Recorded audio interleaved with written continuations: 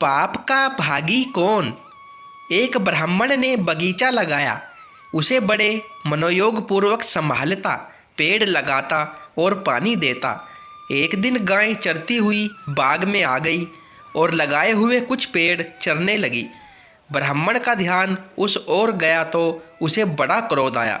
उसने एक लठ लेकर उसे जोर से मारा। कोई चोट उस गाय पर इतनी जोर से पड़ी कि वह वहीं मर गई। गाय को मरा जानकर ब्राह्मण बड़ा पछताया। कोई देख न ले, इससे गाय को घसीट के पास ही बाग के बाहर डाल दिया। किंतु पाप तो मनुष्य की आत्मा को कोंचता रहता है न। उसे संतोष नहीं हुआ और गौ हत्या के पाप की चिंता ब्राह्मण पर सवार हो गई। बचपन में कुछ संस्कृत ब्राह्मण ने पढ़ी थी।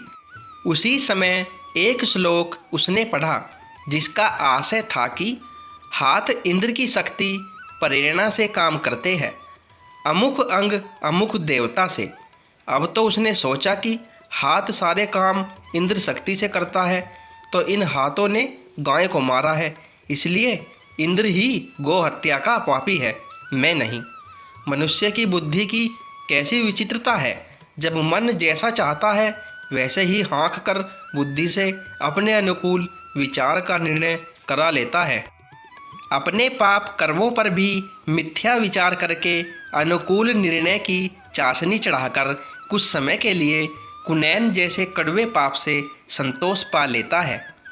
कुछ दिनों बाद गौ हत्या का पाप आकर ब्राह्मण से बोला, मैं गौ हत्या का पाप हूँ, तुम्हारा नाश करने आया हूँ।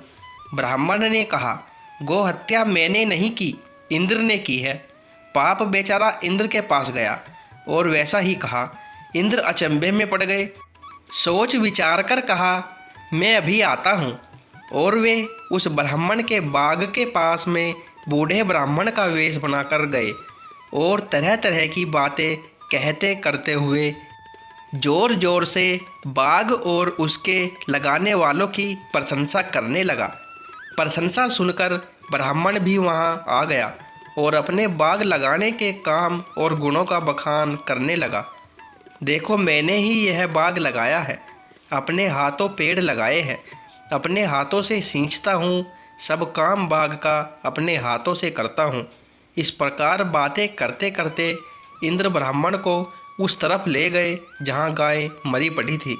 अचानक उसे देखते इंद्र ने कहा, यह गाय कैसे मर गई।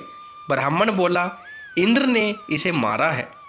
इंद्र अपने निज स्वरूप में प्रकट हुए और बोले, जिसके हाथों ने यह बाग लगाया है, ये पेड़ लगाए हैं, जो अपने हाथों से इसे सींचता है, उसके हाथों ने यह गाय मारी है, इंद्र ने नहीं।